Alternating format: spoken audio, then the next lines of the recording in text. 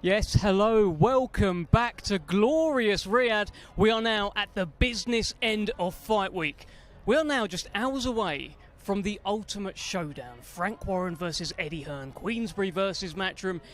They picked 5 fighters and they want to get the ultimate bragging rights. Today is all about the weigh-in, and I'm delighted to be in the company of the author of The Knockout, Mr. Andy Clark, and the man who always delivers knockouts, Mr. Moses Atama. How are we? He could well be in the sequel, I think. Yeah, I think Something so. like that, man. Moses, Like that. I mean, look, you fought out here. I guess you love it out here, right? Just looking around as well. They really make a show out in Riyadh, don't they? 100%. It's something I definitely ain't seen before. I believe this is how big it gets, really. Like what other bigger? Do you know what I mean? Yeah, they really are investing into this, and I'm looking forward to the card. It's a great card, and Andy, we had the press conference yesterday. I think the most intense thing were the face-offs, because it felt like all of the fighters had to be kind of pulled away. Everyone was just staring through each other. Yeah, the face-offs were great. Yeah. That's exactly what you want from them. You want some meaning, and they went on a long time, and nobody had a white piece of paper to kind of put between the two of them, and nobody wants to look away, nobody wants to get pulled away, and I was all over that, because that's exactly what you want. And it's not surprising, because for all of these fighters, these are massive fights. For a couple of them, they're make or break fights. For all of them, they're at this point the biggest fight they could realistically get, and a win would be huge for every single one of these 10. A defeat wouldn't necessarily be terminal for all of them, but it would be a massive blow.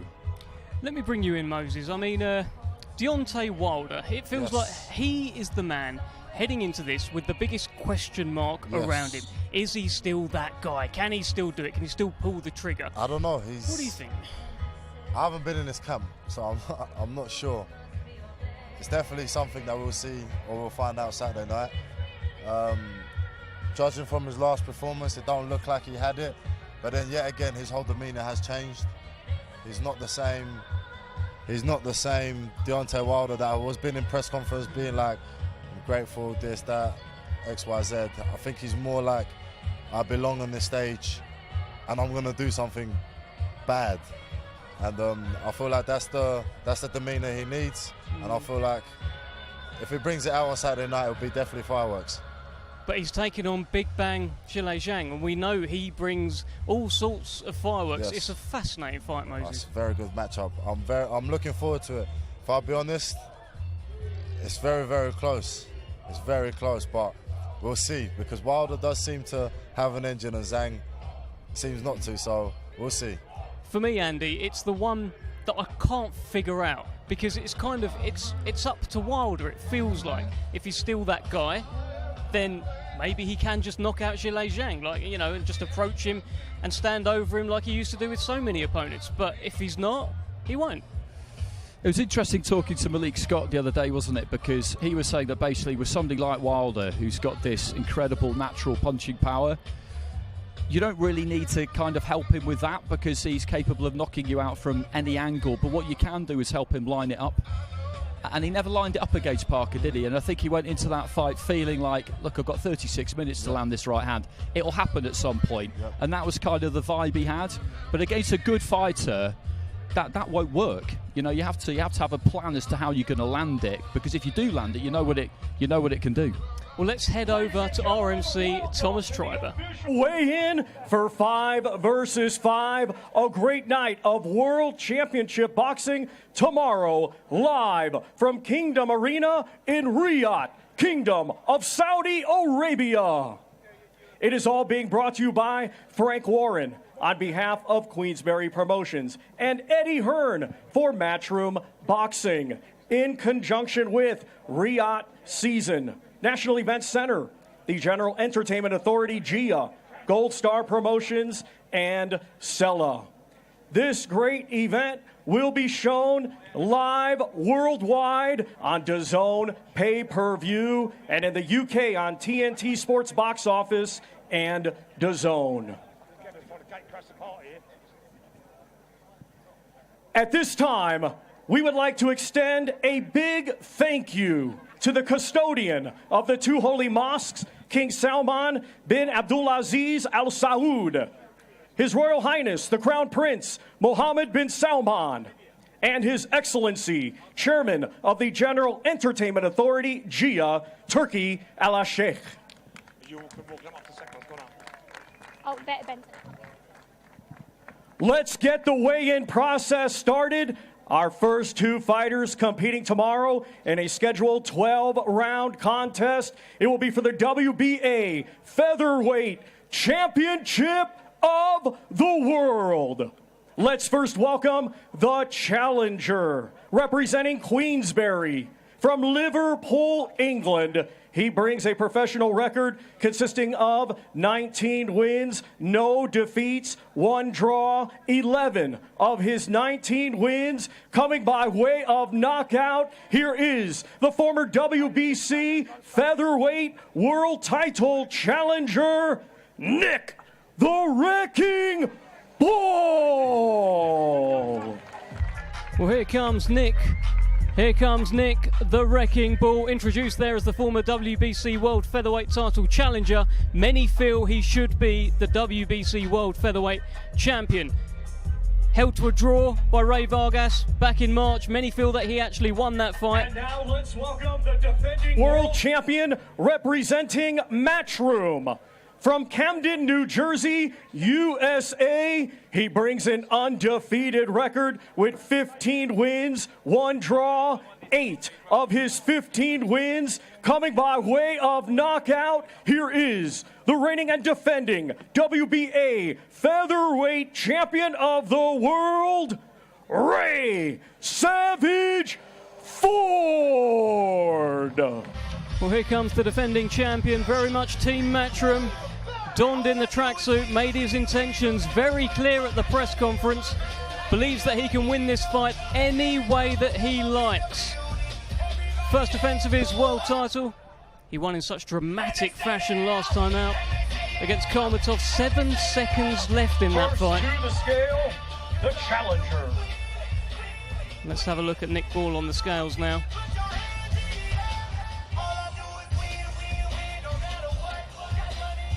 125.8 for Nick the Wrecking Bull. Well, as expected, Nick Bull indeed does make weight. The official weights were actually done earlier today. Now to the scale, the defending world champion.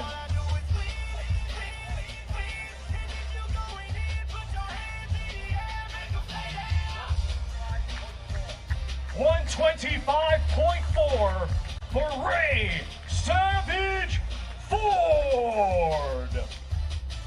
There was a lot of conversation about Ray Ford and this weight division. He talked about moving up to 130, very much stuck to 126 for this fight, and defends against Nick Bull.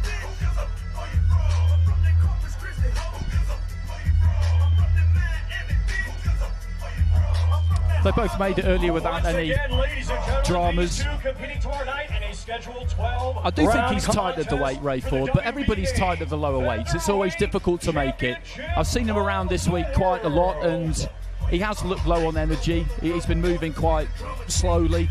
Funnily enough, I've seen him in a canteen a few times. I don't know what he's been doing there, basically torturing himself, watching everybody else eat. But Nick's got this down to an absolute fine art, Nick Bull, because I saw him come up earlier before the weigh-in where he had a jump on the scales. I think he might have still had just a tiny bit left to go, went away, came back again and made it. They like to hit it bang on if they can. Well, just a knowing kind of nod there from Ray Savage Ford, kind of smirking at Nick Bull, but Nick Bull has smirked right back. They are just brought about by security, but I quite like that, Moses. Nice face-off. Yeah. So I like that Nick Bull isn't taking it. He's not showing no emotions. It's going to be very hard to kind of shake him up. Yeah, very much so. The champ is here, ladies and gentlemen. Ray Ford, your last fight when you won the title, you literally left it to the last few seconds of the fight. How's this one going to play out? Me having fun in there, man. We're going back to, dominating and taking over the whole fight from round 1 to whenever it ends. He's had plenty to say this week. You're kind of a quiet guy, but you piped up a little bit in the build-up. Has he gotten under your skin? Nah. I mean, I just didn't like their energy. But tomorrow, like all this other stuff, walking around and acting tough and, you know, saying whatever they were saying in interviews, that don't matter. What matters is what's going to happen tomorrow, and that's when we really going to get into that. So, yeah, I'm happy. All right, good luck and welcome to the Kingdom of Saudi Arabia. Thank you, appreciate it. Ray Ford, everybody. Nick, everyone said you should have been standing here as champ. This is your second consecutive world title shot. How much are you looking forward to this? Massively, yeah. Thanks to everyone involved getting me back on over here. I appreciate it, yeah. Ready to go now. Perfect. Good luck on Saturday night. Thank you. Ray Ford in particular talked about how he didn't like the energy from Nick Ball's team walking around like they're going to do something, like they're tough. Maybe he's I don't know, I don't get that energy from Nick Ball and his team. I guess if you're a spiky character, you might see it like that.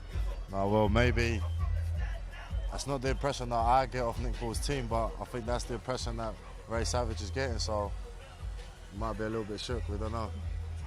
We don't know indeed. Fascinating fight. WBA World Featherweight Championship on the line on Saturday night. Part of the big 5 versus 5 show. Ray Ford, Nick Ball. Our next 2 fighters competing tomorrow in a scheduled 12-round contest. It will be for the WBC Silver Championship, and it is a final eliminator for the WBC Middleweight World Championship.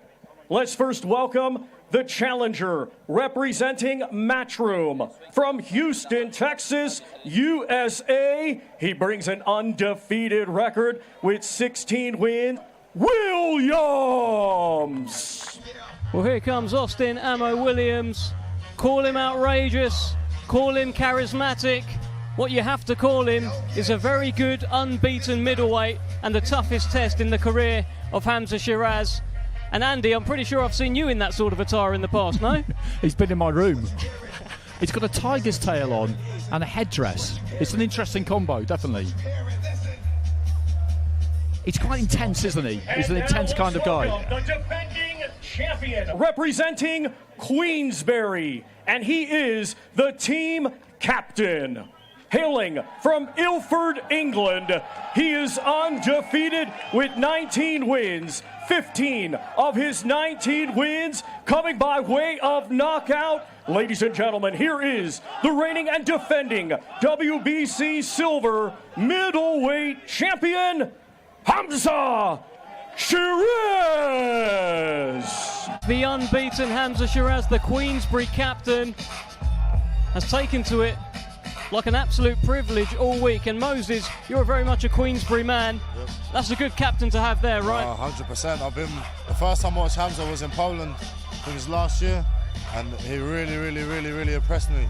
I liked how efficient he is, how he doesn't waste no punches. He sits down in the shots. He's had good power punches, very long rangey. I think this is going to be a Queensberry W. Well, he's got 13 knockouts in a row, but this, Andy, would be the best knockout of his career if he gets this Williams out of there. Absolutely. For both of these two, it's the biggest fight of their career to date. They both had good wins, but this is their biggest test, and that's why it's hard to call. I'm a bit surprised the tail isn't up. I thought he was looking quite happy, and maybe the tail would be up, but the tail remains down. For Austin Ammo Williams. I give it to him, man. You got to be confident to be this braggadocious. Now to the scale, the defending champion.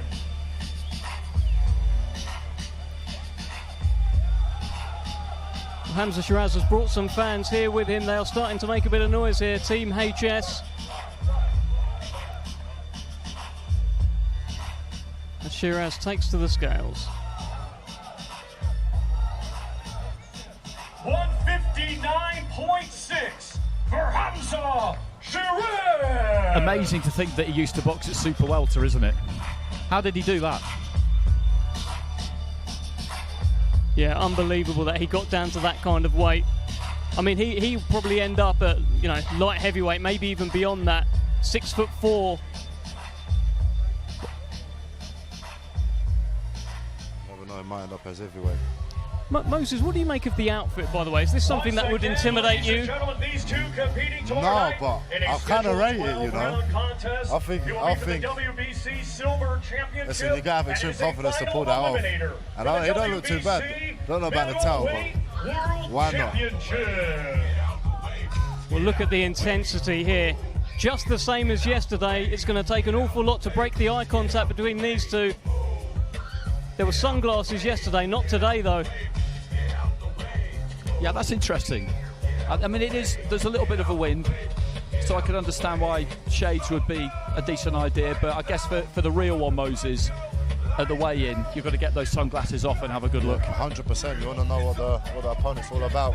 I think you can gauge a lot by where he's looking, what colour his lips are, if he's shaking or not, his heartbeat. It all comes to play. Well, Austin Ammo Williams looks fired up, gives a final kind of battle cry to the crowd.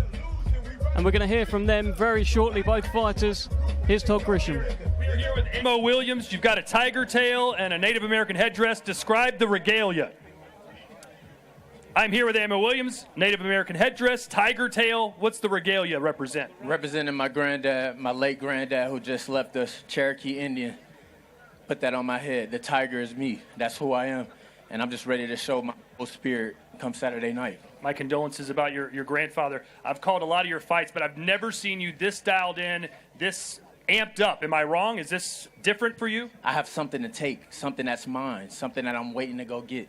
It's a couple of hours away from me and that WBC belt. I've been asking to get that since September, and it's mine. I have the time. It's mine. I don't care who it is. I don't care where it's at. This is exactly what I wanted. I wanted this reaction. I wanted him to have all the confidence in the world, all the people around. That's what I wanted. I'm coming here to take that belt. It's mine.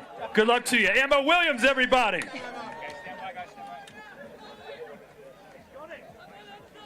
I mean, Hamza, you're standing here smiling. What did you make of that? What's your response? No, don't really make much of it, to be fair. Don't really make much of it. Like I said, I'm just extremely grateful to be where I am.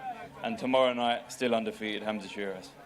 Ammo's been fired up all week, but you have been the definition of cool, calm and composed. Yeah, no, that's how I've always been. That's how I've always been. Doesn't matter how big the occasion is, I will never let it change me. Team captain, a little bit of extra pressure? Not really. Ammo's getting knocked out tomorrow, inshallah. Good luck on Saturday. Well, there could not be more contrasting interviews there. Ammo Williams screaming to the crowd here, telling them what he's going to do, how much it means to him. Hamza Shiraz, very much the embodiment of cool and calm. But both men have savage intentions tomorrow night. I like the passion from Williams, but for me, he's a bit too emotional. That expends some energy. Hamza Shiraz is ice cool. He doesn't waste a single ounce of energy all week. He saves it all for Saturday night. But for Williams, if that's what you need to do to take yourself to that place, then it's an individual thing. Next two fighters competing tomorrow in a scheduled 12-round contest. It will be for the vacant WBC Silver Light Heavyweight Championship. Let's first welcome, representing Matchroom from London, England. He brings a professional record consisting of 18 wins, 3 defeats, 1 draw, 11 of his 18 wins coming by way of knockout. Let's welcome the former British champion and former world title challenger, Craig Spider Richards. Well, along came a spider. Craig Spider Richards is the man looking to halt the Hutch train on Saturday night and get big points for Matchroom. It's a cracking fight at light heavyweight, this one, Moses. Craig Richards, Willie Hutchinson, cracking fight. Very interesting. I've been asking a few people about who they think's going to win, and 95% of them said they have not even got an answer, so that's what the best fights And now let's welcome, representing Queensberry, hailing from Carstairs, Scotland. He had a stellar amateur career and now is a professional. He has a record of 17 wins, just 1 defeat, 13 of his 17 wins coming by way of knockout. Ladies and gentlemen, here is Willie the Hutch Train Hutchinson. Well, stand by. Do not cross the yellow line, because here comes the Hutch train. Willie Hutchinson has been talking a good game all week. has every plan to end this fight within the distance and become the first man to stop Craig Richards. Some people are calling him deluded, some people call him crazy. He's a very confident man, Andy. Yeah, he absolutely is. He's going to have to show us something we've never seen from him before if he's got to win this fight, but in every career that comes that night, he's had one against Lennox Clark, he came up short, he can't come up short again. Let me add just so quickly saying there. To be in this game, you need a bit of delusional, you need a bit of delusion, you need a bit of self-confidence, a bit of belief. Otherwise, why are you here? 174.2 for Craig Spider Richards. Craig Richards makes championship weight. Now we welcome to the scale Willie the Hutch Train Hutchinson.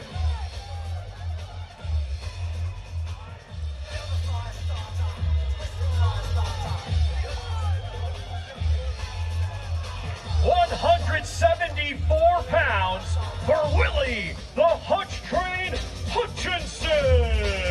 Well, both fighters make championship weight, and now this is a face-off I'm very much looking forward to. It's been quite intense between them this week. 100%. We'll can't wait. That's a really interesting thing you said there, Moses, about fighters having to tread that fine line between self-confidence and self-delusion, because it is that, isn't it? You have to believe when that bell goes that the unthinkable, which is losing, is actually impossible, that it's just not going to happen. It doesn't matter if nobody else shares it, you have to believe it. 100%. Most of the biggest upsets come from the most delusional people. Well, they are nose to nose here. You can see Frank Warren just with his hand on the shoulder of Willie Hutchinson, just in case he does need to just pull him back a little bit. Security in there as well, but they will need to be split apart here.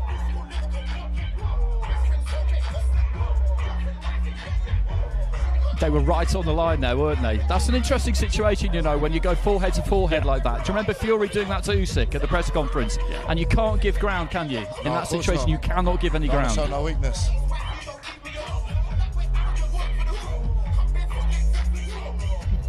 Well, Craig, he's had plenty to say about you and to you all week long. It looked like he tried to intimidate you there during the stare down. Has it affected you at all? Nah, I'm a true professional. We've seen all this before. Come Saturday night, I'm going to get the job done. I know a lot of your fans, and even yourself included, feel like we haven't seen the best of you yet in your career. What are we going to be saying about you after the fight tomorrow night? This guy's a serious operator. All right, well, good luck to you. Craig Richards, everybody.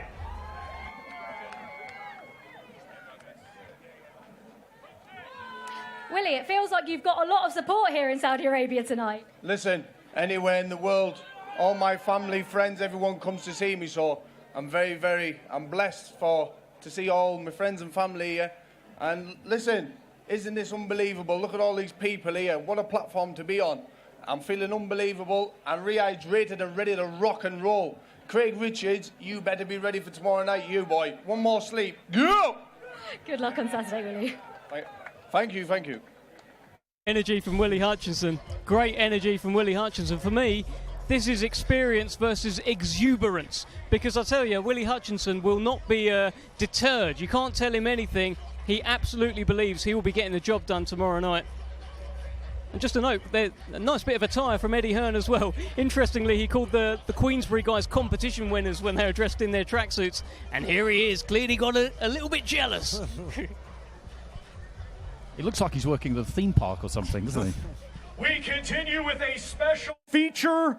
Tomorrow night it is scheduled for 12 rounds, and it will be for both the WBA and IBO light heavyweight championships of the world. Let's first welcome the challenger, a native of Libya, now fighting out of Pieta, Malta. He brings an undefeated record with 22 wins, 16 of his 22 wins coming by way of knockout. Let's welcome Malik Zanad. Well, here comes Malik Zanad, a huge opportunity for him. He got the call. Beterbiev had to pull out. They needed a replacement. Out of the chaos came opportunity for this man here who jumped at the chance and can change his life. He takes on Dimitri Bivol. tomorrow night as part of a huge show here in Riyadh. What an opportunity to become Libya's first world champion. And now let's welcome the defending world champion, a native of Kyrgyzstan, now fighting out of Indio, California, USA. He is undefeated with 22 wins, 11 of his 22 wins coming by way of knockout. Ladies and gentlemen, here is the reigning and defending WBA and IBO light heavyweight champion of the world, TNT Sports. Comes the unbeaten WBA and IBO World Light Heavyweight Champion Dmitry Bivol. Very simply, one of the best fighters in the world today.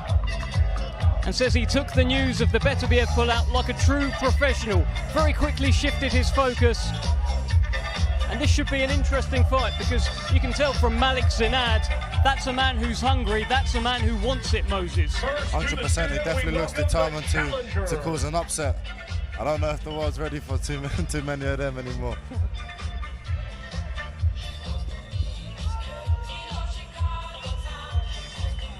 $174.2 for Malik Zinad. It's not that big, is he, Malik Zinad? That's one thing I think when I look at him. For a light heavy.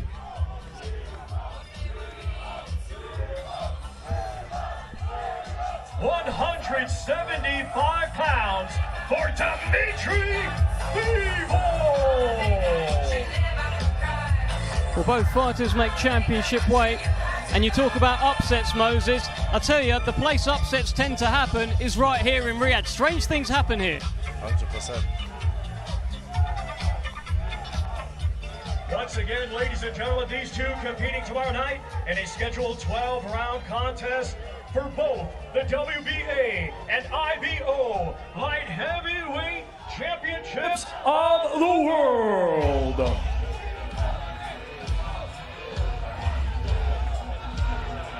He's copying my technique, man. Look left, look right. He's copying my technique. Who, Malik Zinad? No, Bivol. Look to your left eye, look to the right eye, look to the left eye, look to the right eye.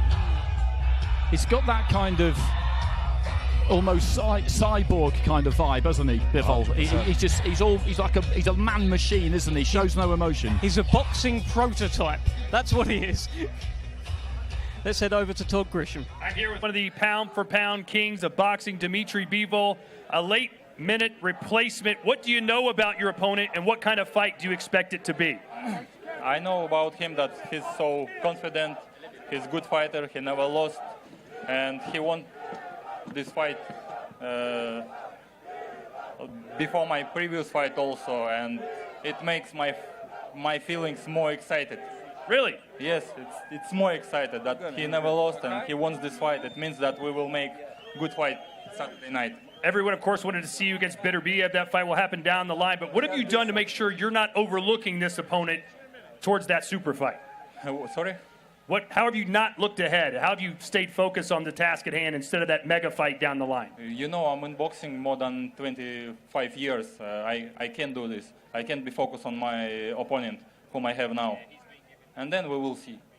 You got a lot of fans here. What do you want to say to them? Thank you, guys, everyone who's supporting me. Thank you. Thank you. Dmitry Bivol, everybody.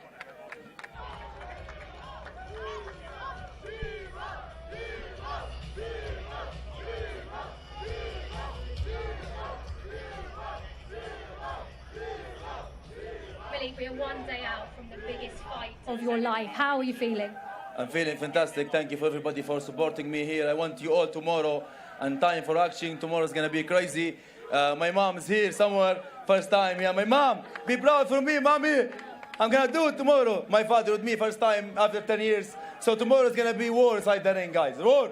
Now you stepped in last minute, and it's only 5 weeks since your last fight. So what have those last 5 weeks been like for you? Man, I'm so happy. I'm so happy for tomorrow. I'm so happy. It's my moment. I can't wait for this, guys. Tomorrow's the action. Tomorrow you're gonna see performance of Malik Zinad. Thank you for everybody for supporting me. You're gonna see me all tomorrow, guys. Good luck tomorrow night. Thank you so much. Let's go! Well, there is Malik Zinad, a man with nothing to lose, Moses. I mean, he's got it all to gain tomorrow. Yeah, 100%. I kind of like his demeanour. Yeah. If I'll be honest, like the way he's coming across, it looks like there might be a little bit of an upset tomorrow. Well, that is Bivol versus Malik Zinad, WBA and IBO World Light Heavyweight Championships tomorrow night. Fascinating world title fight. It's still 2 unbeaten light heavyweights. It's not the 2 that were initially scheduled, but a cracking fight nonetheless. Let's head over to Michael Buffer.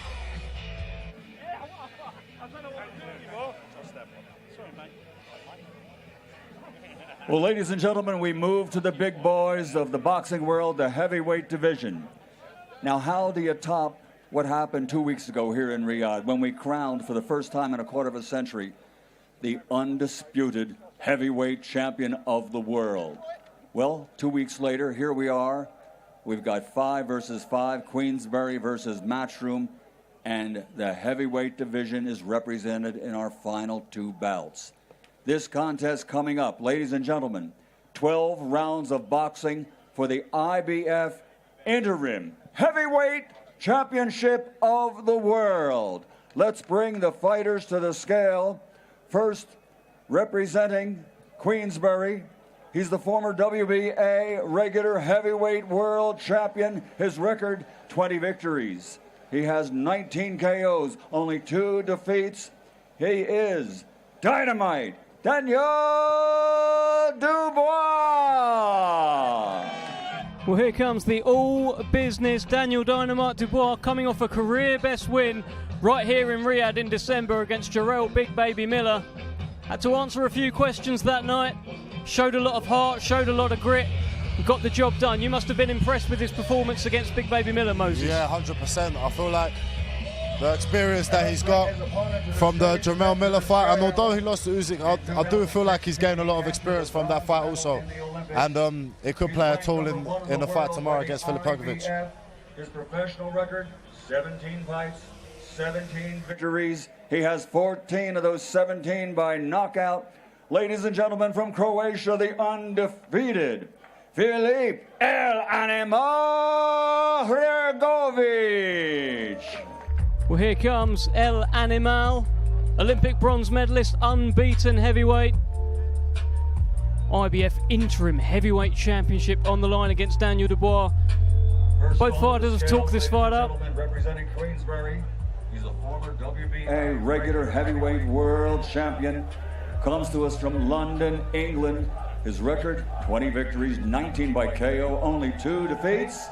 Weighing in at 245.8 pounds for the former world champion, Daniel Dynamite Dubois. That's quite heavy for Dubois. That's quite heavy. He was 239 against Miller. 245 is 17.5 stone. That's the heaviest he's been for a good while. I think it's a career heavy, Andy. 17 fights, 14 KOs. Filip El Animo Hrgović. 247.4. 247.4 pounds. And he's coming pretty heavy as well, Andy.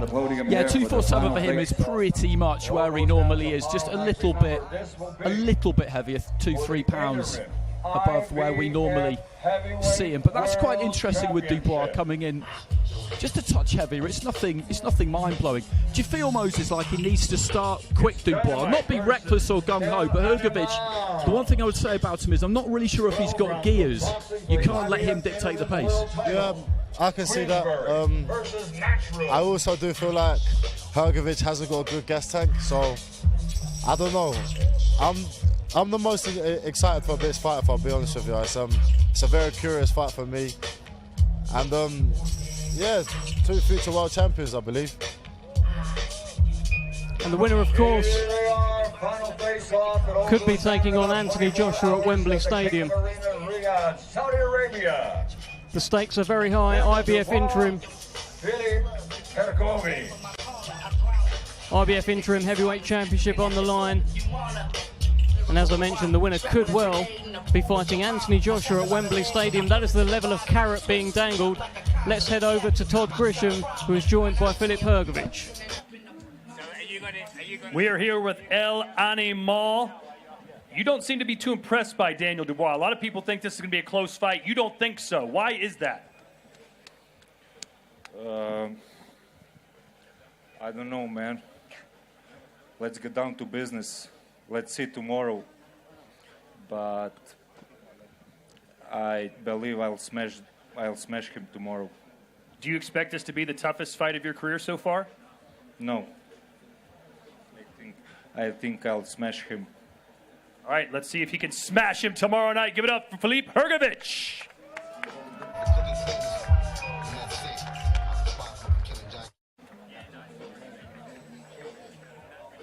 Daniel, Philip said he's going to smash you. What's your response? You know what? I'm not here to fuck around. I'm here for war. Let's go. How hard have you worked for this fight? Hey? How hard have you worked for this fight? Oh, just done a show on Saturday. I've worked my balls off.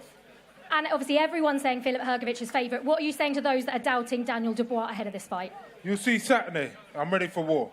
Good luck on Saturday. Brilliant interview from Daniel Dubois. I mean, definitely means business, doesn't he, Moses? No, 100%. I'm excited, man. He's switched it up a little bit. Obviously, it's a new Daniel Dubois in these press conferences and obviously in the interviews. I'm very, very, very intrigued for what's going to happen tomorrow night. I love that. I absolutely love it because he's got no patience with this anymore.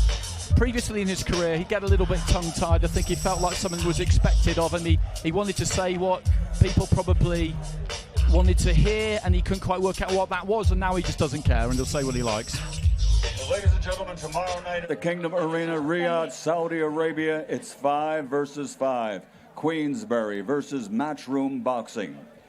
And something I was just informed of, and you will find very interesting. Ladies and gentlemen, the winning promoter, the winning promotion of the 5 versus 5, courtesy of Riyadh season, will be awarded $3 million.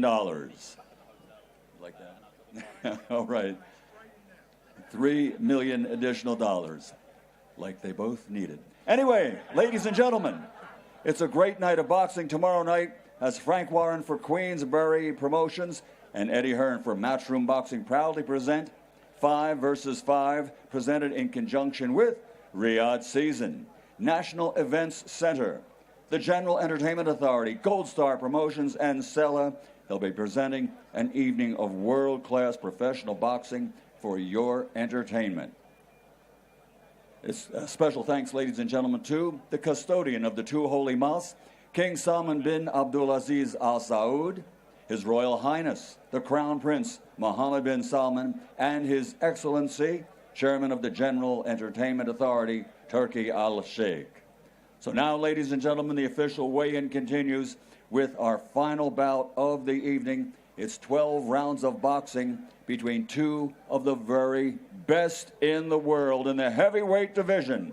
Coming out first to the stage, he has a record of 29 fights, 26 victories, 21 of his 26 victories by KO, 2 defeats, 1 draw, standing 6 feet 6, from Zhoku, China, now living, training and fighting out of New Jersey, USA, former WBO interim heavyweight world champion, Zhilei Big Bang Zhang! The Big Bang, Zhilei Zhang, former WBO interim heavyweight champion, coming off quite a strange performance against Joe Barker, in which he had him over a couple of times, but never truly capitalised. Ended up losing a very close decision that night. He says that it's angered him, he says that he's made changes, and he says that this is a new Big Bang that we will see on Saturday night. And now making his way to the stage with a professional record of 47 fights, 43 victories, 42 of his wins coming by way of knockout, only 3 defeats with 1 draw, standing 6 feet 7. From Tuscaloosa, Alabama, USA, the former WBC heavyweight champion of the world, the Bronze Bomber, Deontay Wilder. Well, here comes the former long-reigning WBC World Heavyweight Champion, Deontay Wilder. He is the Matchroom captain on Saturday night. If he knocks out Zhilei Zhang, he takes 4 points to Matchroom. And if you know Deontay Wilder, most of his career, with that 97% knockout rate, he wins his fights by knockout. Joining now, living, training, and fighting out of New Jersey in the United States. 26 victories, 21 by KO. One of the top heavyweights in the world, Zhile Big Bang Zhang. 282.8 pounds. Well, that's 9 pounds lighter than he was last time out, and it's good to see because he was too heavy, I thought. Next on to 291. the scales, the former world champion. 43 victories, 42 wins by knockout. 6'7" from Tuscaloosa, Alabama, USA. The Bronze Bomber, Deontay Wilder.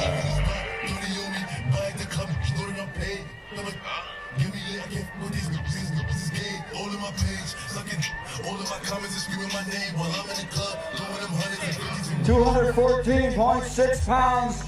The Bronze Bomber, Deontay Wilder. 214, 15 stone 4. That's exactly where he's been his last couple of fights, and around there is where he's done his best work. He was much heavier in the second and the third fight, particularly against Fury, but Alexander Usyk showed us a couple of weeks ago you don't have to be massive to be the king.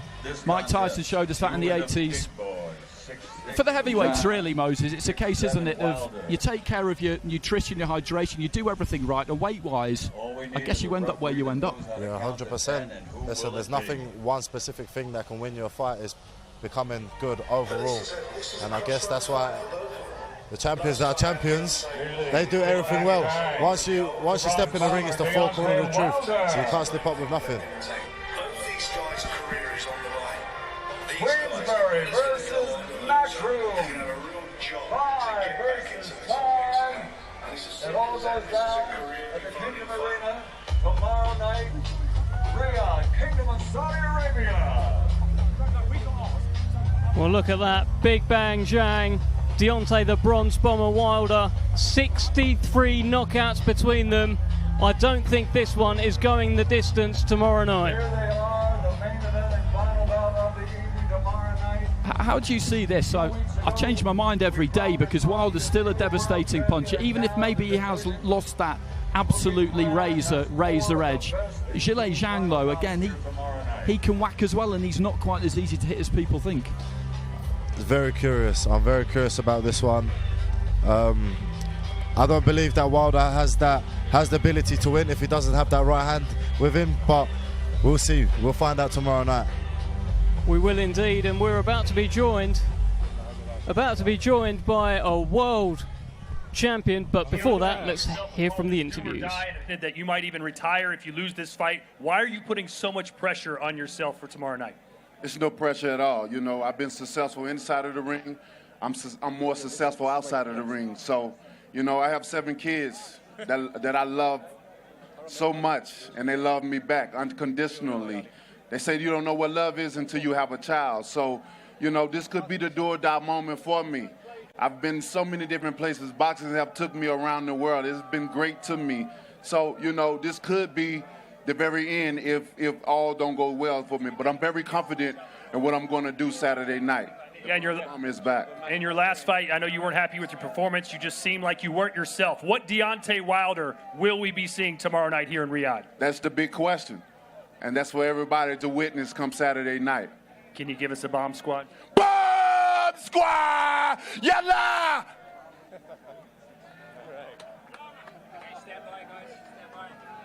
Doesn't disappoint when it comes to the bomb squad. Let's hear from the Big Bang Zhang. Differently that you didn't do in that fight with Joseph Parker. 跟帕克的比赛吸取了什么经验会用到这场比赛上面？跟帕克的比赛结束之后，我们整个团队做了总结，然后在比赛之后，把那场比赛的失利，然后总结到这一场比赛中来。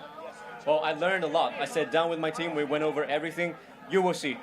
Are you fighting the Deontay Wilder of old, or is this a different Deontay Wilder now? 这个威尔德跟以前几年前的威尔德觉得还是一样吗？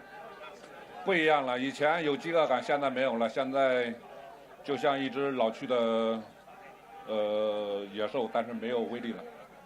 I think it's a different Deontay Wilder, to be honest with you. He was really hungry, destructive. but right now as your old soldier. Zhang, can you get us a bang? Yes, I'm by him. Thank you very much. Good luck on Saturday night. Well, two fantastic interviews there. We got the bomb squad from Deontay Wilder, and we got the yes, I will bang from Zhilei Zhang. I'm delighted to be in the company, of course, of Moses Zatoma, as he has been for the last hour or so. Mr. Andy Clark, and now the source is in the building. Mr. Lawrence Okoli, how are you? I'm well. Happy to be here. It's just a short journey from Dubai, but good to be here. Listen, let's just go straight into that fight. Zhilei Zhang, Deontay Wilder. What did you see up there, and what do you make of that fight? I think it's a great fight. Definitely one of those ones where you have to almost sit on the fence. I think obviously Wilder's got great one-shot knockout power, and Zhang is a more stationary target. However, I do think he can take a lot of damage and also give out a lot of damage. So it's one of those ones where, I hate to say it, but whoever lands first and concussively wins the fight. You were talking about the weights, Andy, as well. So much between them in terms of weights, but as Usyk has proved, sometimes with the big boys, it doesn't really matter so much.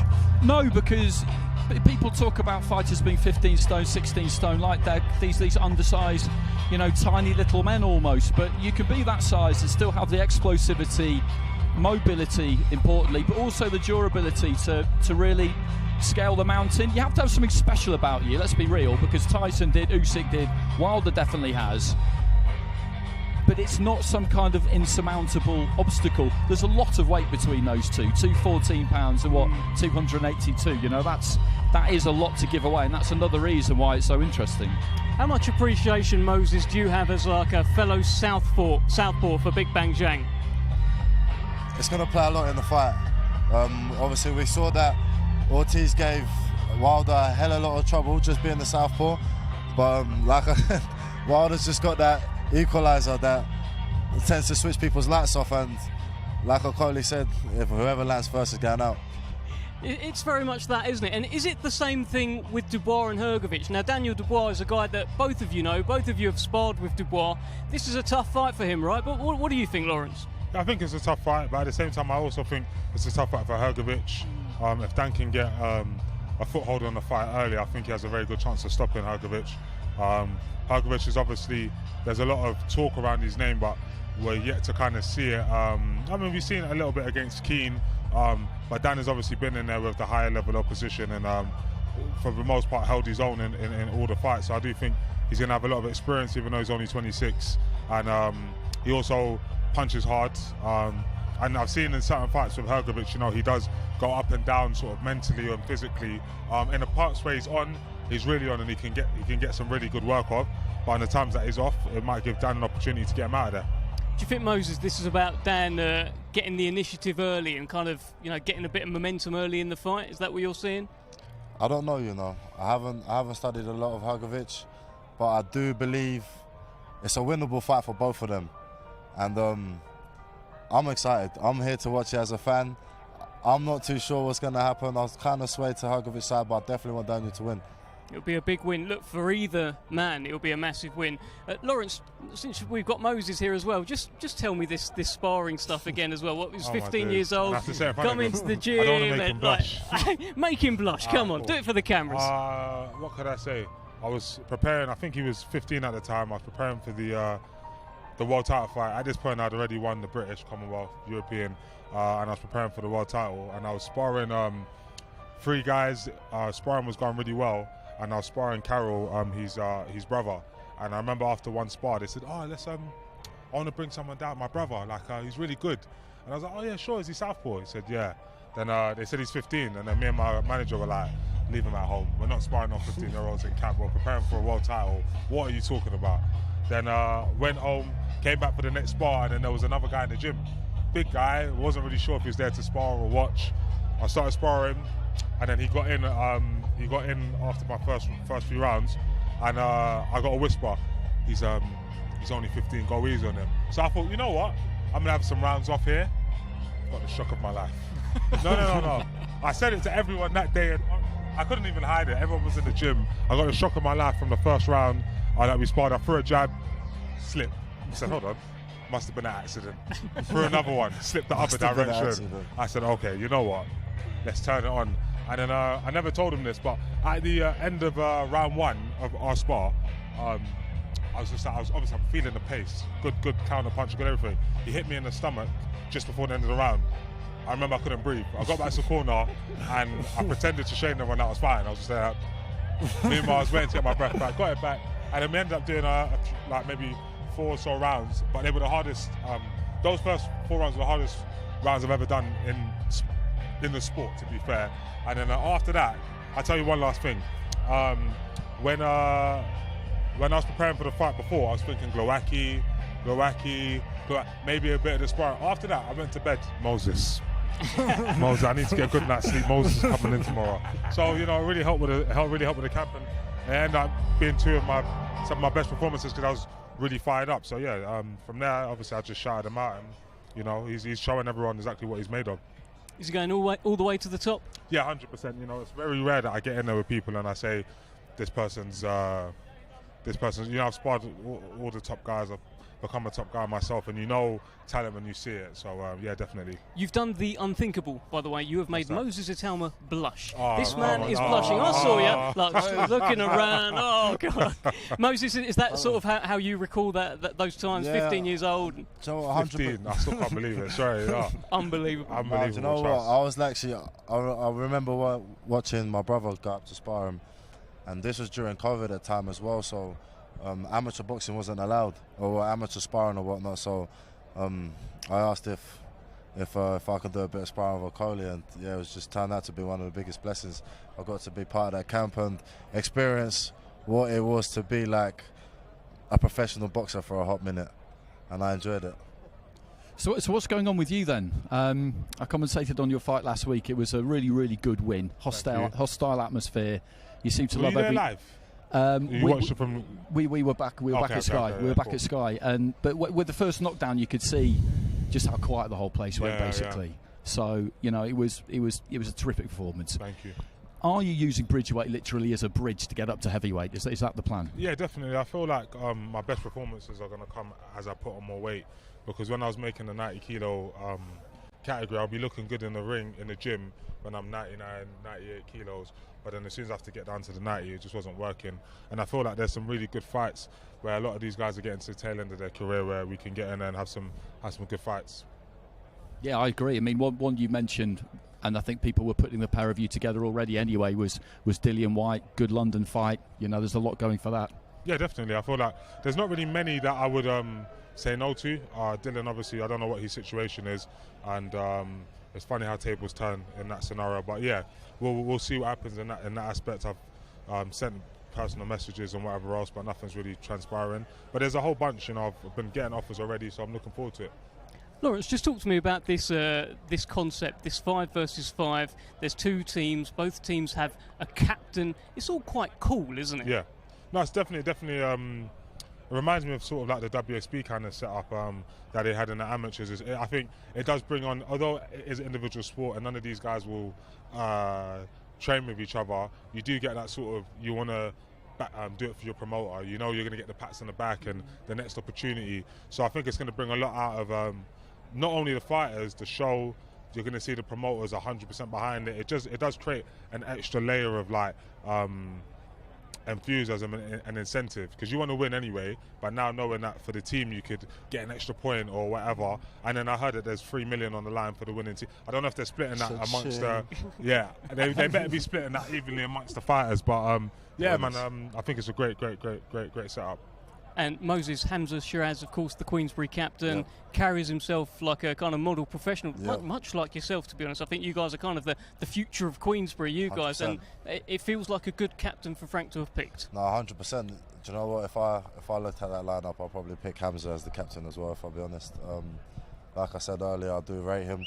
I haven't even seen much of Admiral Williams, but I've been very impressed with what Hamza's displayed at the minute, and I just feel like blindly I'm picking him to win. And Deontay Wilder being Eddie Hearn's captain after they've been going at each other for years, and he's kind of been Eddie's kind of been Deontay's second biggest rival, the sort of stuff. What do you make of that dynamic, Lawrence? I think that boxing is that kind of sport where today you could be best friends, tomorrow you be worst enemies, and vice versa. So it's great to see, and it shows what some good backing can do. It can make enemies become friends. Something that interests me actually is that you two are really comfortable around each other. At some point, though, never. Could this happen? Never. That's the only one that I said. I heard the name got mentioned. Him, too young, too fresh, too talented. No, thanks. I'll get the other ones. I appreciate it, man. Thank you. Now, do you know what? Very honest. Lawrence has been like one of the people that's actually backed me from day one. It's probably the first professional boxer I've sparred, and he was getting ready for his world title fight. So it's a mad one to start off with. But like I said, obviously I do appreciate it with him, and then even the other boys that I've been sparring as well. Like obviously I was in camp with Tyson.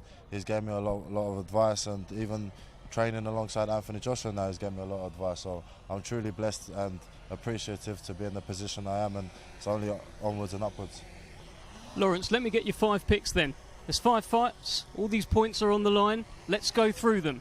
Okay. Craig Richards, Willie Hutchinson. Craig Richards, I think the experience, I've been watching a lot of Willie lately, and he does look very good, I can't lie. He's got a good switch hitting, good boxing IQ, grit, and he looked thick on the stage. So I don't think it'll be an easy fight, but I just favour the experience of Craig, and also to box someone like Willie in this kind of atmosphere with his kind of energy, you have to be mentally tough, and I think Craig is. So I would edge towards Craig.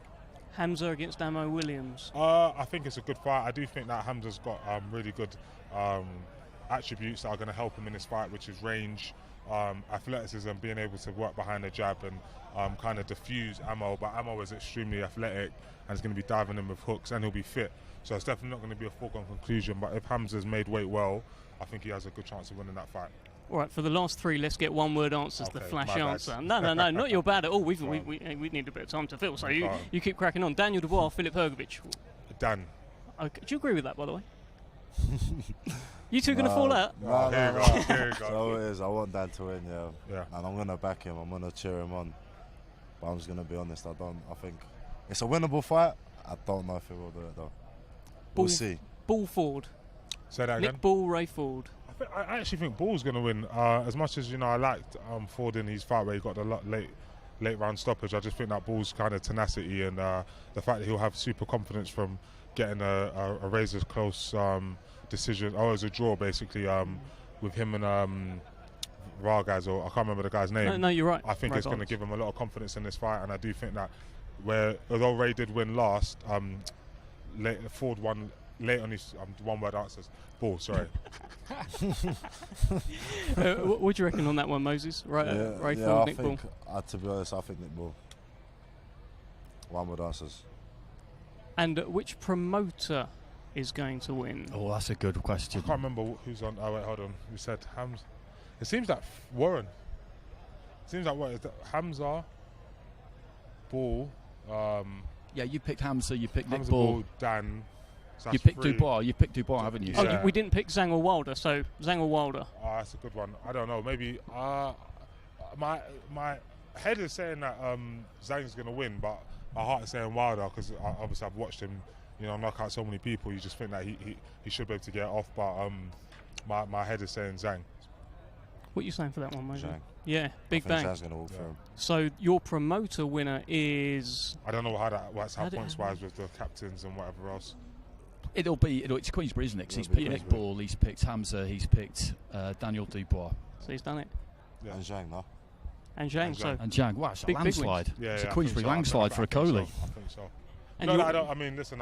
There's some of them fighters where I don't mind who wins, but the ones I did say, I think that they're the ones that are going to do it. Let me ask you this, because we got a bit of time. Yeah. So it's now official. Fury Usyk, the rematch is happening. What has Tyson Fury got to do to beat Alexander Usyk in December? What do you think, Lawrence? Maybe go through a few more trenches in sparring and not get caught with unfortunate shots, like the one that I heard, I think it broke his nose or whatever it was. I think that he's got enough skill and he showed it in spurts to kind of dominate the fight as long as he doesn't come unstuck. So yeah, I think just a bit more conditioning, a bit more fortune in terms of certain shots getting through or not. Moses? I I don't think Usyk's a very good fighter, so it's not going to be like you can change one thing and all of a sudden he's going to win the fight. I think he's going to have a very good preparation, very good prep, and eliminate a lot of bad habits that he does tend to do. And I do believe he can come out victorious. Like I said, I'll share the ring with him, and he's a very, very unique fighter when he's on top form. I'm excited and fascinated to see what's going to happen in the rematch, see what his preparation is going to be like, and I do hope that he comes with the victory December. It was fascinating because in the middle rounds in particular, it looked like Tyson was just on his way to even stopping Usyk, Andy. It did after 6 rounds. However you scored those first 6, the one thing about that fight that everybody I've spoken to agrees on is that after 6, it did look like Fury could maybe keep turning the screw and stop him in the second half. And when he watches it back, he may not have done yet, but he will at some point. He'll probably feel like he let him off the hook. I don't feel like that gives Usyk enough credit, because if you give him a millimetre, then he will grind his way back into it. But I mean, this is a question for the pair of you. Psychologically, it could go both ways, I think. You could look at it and think, I had him where I wanted him, I could do that again. Or on a bad day, you could think, I had him where I wanted him, and I still didn't win. It's just very fine margins, isn't it, at that level? I think at that level, I think that you'd go with the, I can't remember which one you said first or second, but you definitely go with, I can do it. You're never going to look at it and say, I tried. You just say to yourself, it wasn't my day, and then you'll just push on and believe. So I do think if he watches it back and gets that same thing, he'll say, cool, let's just work with that and then go, because you have to fight the guy anyway, so you're gonna go with the fact you can win. And Moses, let me ask you this: what about you? I was watching an interview with you and Francis earlier. I think it was on Box Nation, eyeing up some potential future foes. Okoli wasn't one of those names, as we've agreed. Never. But we was talking about the guys like Justin Hooney, Tom Schwartz. There's a few names mentioned. Do you know what? I'm getting to that stage of my career where it's like, with a bit more of experience, I can fight anyone. Like, it's not no name is like spectacular or nothing like that. It's just like, my downfall at the minute is I haven't had a lot of experience. A lot of my fights have been 1 or 2 round jobs. I had two fights that went the distance, but I only had 6 rounders.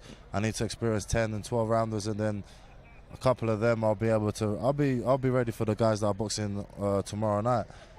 And listen, it's going to be a matter of time, God's timing. I think you'll probably have to take a bit of a leap at some point, though, because 100%. Getting people to agree to fight you is not easy. So you might have to go a bit quicker than ideally you would like. Are you ready for that? 100%.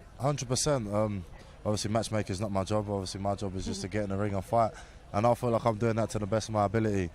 I leave that down to my team, my manager, even my brothers. They're also heavily involved in this, and I believe that I've got a very bright future blossoming. We agree, and Lawrence Okoli certainly agrees. Lawrence, thank you so much for joining us. We're going to swap you out and bring in Mr. Eddie Hearn here.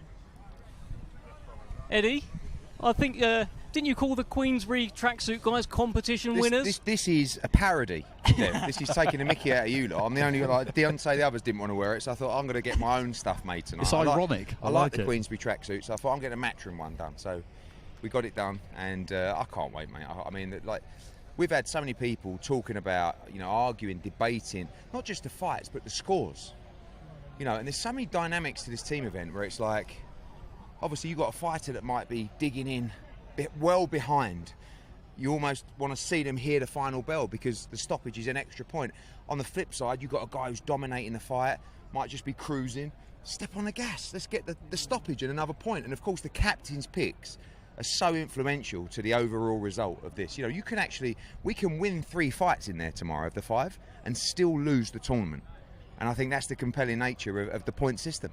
I bet you're glad this guy's not fighting on the team. Well, it depends who we had up against him, but I got the pleasure of watching him live last time. Tremendous talent, and very young as well. I remember hearing him saying that he wants to be, the youngest world heavyweight champion in the world. And my advice is take your time. You got many years, and he's keeping nice and active, and he's an outstanding talent.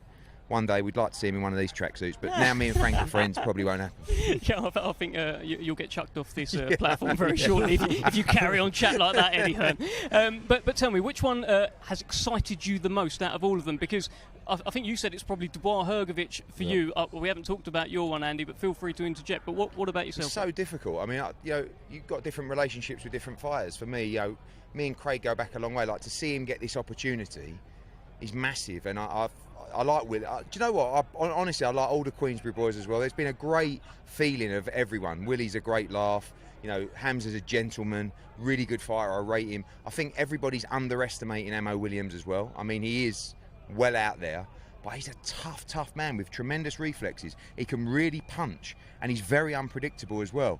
Wilder Zhang, I think, is the whole tournament is going to rest on that fight. And as Moses said, Hrgovic against Dubois, I've got to say, I think Daniel's looked really good this week. I think he's don't forget, he's still a young man. And everything that he's been through, especially the criticism, I think maybe he's coming into his own now as an individual. But Philip's very good. But we've got to find out how good, because we haven't yet seen what everybody talks about behind the scenes about Filip Hrgovic. So, and then you've got Nick Ball against Ray Ford, which for me is the top 2 featherweights in the world. I mean, Nick's, we don't forget, I'm sure people are aware there is an earlier weigh-in, and that's a ceremonial weigh-in. You get to see the numbers on the scales that the guys are now weighing, and Nick Ball's a big lump. Do you know what I mean? He's rehydrated, nice and tasty. But Ray's very, very good. Very good. You're talking about a real... I feel like this guy, when you talk about Shakur and Devin, he's from that same kind of mould. But Nick's a handful for anyone, right? Well, you're going to get such a stunning night tomorrow night. Like, the emotion from everyone. And it's not just like me and Frank. It's all the fighters that you're seeing all the fighters sending videos in, and they're all watching. AJ's flying out here. It's just a great feeling. One of the best events I've been involved with, and I think tomorrow. And by the way, I think Bivol Zenad's going to be a great fight as well. Malik's right up for it, and he can really fight. It's gone under the radar a little bit, that one. It's still two unbeaten. Yeah, of course, still 2 unbeaten light heavyweights. Andy, I think you want to prize something out of Eddie. Go on. Yeah, I've just been dying to ask you. I'm not buying another one of your books. I should really gift you one in fairness. You did some heavy lifting for me. You made me flog one on a video, and I didn't even get a freebie. What's going on? Must be an audio book in the post. I didn't bring enough copies with me. I didn't. I have to ask you this, though, because it'll be the last chance I get. Both of you have talked about the fighters all week. You've kept it away from yourselves, the kind of spotlight. But, I mean, do you really get on, you and Frank, or do you just tolerate each other? Honestly, yeah. Like, when we first met, it was we just got to do this. His Excellency brought us together and said, slapped us both around the face and said, just stop it, you two. Like, let's just all work together. And it was almost like a reluctant shake of the hands. Like, all right, and I never expected the relationship to go the way it has. I've always got on with George and Francis, similar age to me, but I just had it in my head that me and Frank would never ever speak. And I think that he's realised that although, I've been around now a while, I love boxing. I've loved boxing since I was 8 years old. And I think he's also found that I'm very knowledgeable about the sport as well, because I study it and I'm so passionate about the game. And so is he, by the way. So a lot of those common conversations are about that. And I think this has probably been one of the most enjoyable periods of my career. This whole, obviously being out here and working with His Excellency, but being involved with Queensberry, even the teams. For years, you'd open up Twitter and Dev would have been having a pop at one of our fighters or one of our teams. Now he's all chummy with Jamie Ward, our other presenter, and they're presenter friends, and it's all like. But I will say one thing: as much as the team concept is incredible, and as much as we want to win, these guys have got to do it for themselves. Like in there, the team, it's a nice story. You got to do it. You're going to have to go through some horrible things tomorrow night. Go to some bad places, and when you're doing that, don't worry about me and Frank Warren. Worry about yourself. Protect yourself at all times. Give it absolutely everything. Chase your dreams and go and change your life, because everybody fighting out here's got the chance to stay on board and keep on going. And, this is a great time for boxing. A decent cash bonus never hurts, does it? Well, we ain't coming here for nothing. You know what I mean? So, obviously, myself and Frank, we want to get paid just like the fighters. And we've all put a lot of work into this. And I'm sure every fighter is doing extremely well out here. And, the winning team, I'm sure will do even better. So, looking forward to just so many great dynamics tomorrow night. Eddie, let me ask you this, right? So if there's a stoppage that shouldn't be a stoppage, if there's a decision that goes one way and you think it should have gone the other way, do you think you could fall out with Frank? Do you think you could go back to the bad old days? It will be. There'll be a lot of that at ringside. you know, because it will be, he's holding ref, shut up, he's not holding, yeah, because that, you can't help that. I mean, even... Sorry, what's the seating arrangement? You sitting next to each I other? would think that it's probably His Excellency and us two on the other side, Okay. and he'll probably be going, yeah, but I'll be up banging the camp. This is the bread, I love it. Like that Catchall Taylor last week, my heart was beating out of my chest for 12 rounds. That's a proper night out for me. I don't want to go to a nightclub and stay out till 4 o'clock in the morning. I want to see a great fight where my boy can go in and change his life. And those guys tomorrow, that's what I'm saying, like about Ray and Ammo. You know, Ray and Ammo and Craig all signed with us from a professional debut. I'm so proud of them. Like, when you got a kid like Ray who comes out, he's from Camden, New Jersey. You know, so it's a bad neighbourhood, right? He beats Komatov on ESPN, makes some good money. Now tomorrow night, whatever happens, he's paying off his mum's mortgage. He's buying himself a little house. And guess what? You win tomorrow night, you're going to buy another one. And then eventually, Ray, we're going to buy the street. And then hopefully in time, you can look after everybody you know. And that's to see someone change their life through the sport that we love, it's the greatest story. And those guys particularly got the chance to do it. Listen, for Hrgovic and Zhang, they're making mega money. And Wilder and Daniel. But look what awaits. Hrgovic against Dubois could be AJ against at Wembley. You know, Wilder's fighting for his career. Very honest interview. I mean, some might say they didn't like the sound of it, but he didn't lie, did he? He said, I'll get beat, I'm done. So he's either checking out or he's putting all the pressure on himself to perform tomorrow night. I'm double sure it's the latter. But he's got to win tomorrow night. And by the way, 60 pounds lighter than Zhilei Zhang. He's used to it. You know, he's been there all his career, but Zhilei Zhang's a heavy-handed guy. You saw that in the Joseph Parker fight. I just saw Parker. He backs Wilder tomorrow night, but he's going to have to be a lot better. One thing Eddie mentioned there, Moses, was about the dream, right? To buy the next house, to buy the street, and then look after your family, and then look after the generations beyond. That's the dream, right? Oh, 100%. Obviously, me and you coming out of Kent. We'll be buying up Water Slade soon, and don't know, make it up to the big stage. Listen, I'm very grateful to even be around these lot. Like, I've shared the ring with Daniel, and seeing tomorrow, I want him to do the job. You know what? At that age and for the fighter, they've got to chase the legacy. And the legacy brings the money. But you also need people around you to know that this is a very, very dangerous, tough sport. And although I want my guys, you know, guys like Moses, obviously, from Matchroom, to become a champion, to chase that legacy, we have to protect them and make sure that they can do all the things that they need to from boxing, which is take care of their family and secure their future. But you must never lose focus of the dream, which is the championships, it is the legacy, it is the World Heavyweight Championship. Because once it starts becoming about money for the fighter, they lose a little bit something, you know. It's never going to sustain you long, that, is it? Because that was never what it was about when you started. No, but as you mature, as your life changes, as you're looking after different people, of course the money is very important, but every fighter has to fight for legacy. And then when it becomes just about the money, they lose a little bit of their soul. But the great ones, you know, I mean, look, Canelo Alvarez is very honest, isn't he? Just pay me as much money as you want and I'll fight anybody you want. Because he's done the legacy bit. Do you know what I mean? What else is there to chase? So, you know, but I feel like us as a team around the fighter, we got to look after the important things outside of the ring, which is, you know, to make sure all that's set for you for life. These guys have just got to work hard because the attractiveness of dreams and legacy must outweigh the attractiveness of just pure money. But mostly they go hand in hand, and that is a beautiful thing. You've been working hard all week, Eddie. Final rallying cry to that camera down there. Tell them about Saturday night. Well, Saturday night, I think for me, is one of the best cards you will see. One of the greatest concepts in boxing. 30 years of rivalry between the Hearns and the Warrens. But forget about that. Forget about me and Frank scrapping at ringside. Worry about 5 tremendous 50-50 fights. World-class fights that you cannot pick a winner from. Starting off with Craig Richards, of course, against Willie Hutchinson. I'm backing my man, the Spider. Late stoppage. Willie's looking a little bit, don't want to be disrespectful, fleshy around the body, and then we go on to the 2 best featherweights in the world. Should be a unification matchup. Nick Ball against Ray Ford. It's Camden, New Jersey against Liverpool, England. And what about Ammo Williams against Hamza Shiraz? Hamza Shiraz, honestly, Queensberry are so hot on this kid. They've already booked his next fight in at Wembley. Ammo Williams is going to tear up the script and knock him out late in the fight. Then it's the big boys, of course. Philip Hrgovic against Daniel Dubois. The winner could book a slot in front of 100,000 at Wembley in September for the IBF World Heavyweight title. And then Wilder Zhang. Someone's going home and someone's going to sleep. Don't miss it tomorrow night. By the way, throw in Dimitri Bivol against Zinad as a little sort of canapé in between the middle of it all. What a night of boxing. Don't miss it. Thank you to His Excellency. Thank you to Frank Warren. Thank you to TNT, to DAZN. We're all coming together to give you the great nights in boxing. Cannot wait. Don't miss it. Thank you very much, Eddie Hearn. Of course, you're going to lose 5-0, no doubt about that. Thank you, Eddie. Thank you, Andy Clark. You won't rub it in, will you, Dev, on the flight home? Not at all. Yeah, I don't know about that. Thank you so much for joining us. That is our way, and join us tomorrow. It's finally here. It is the 5 versus 5. Join us then.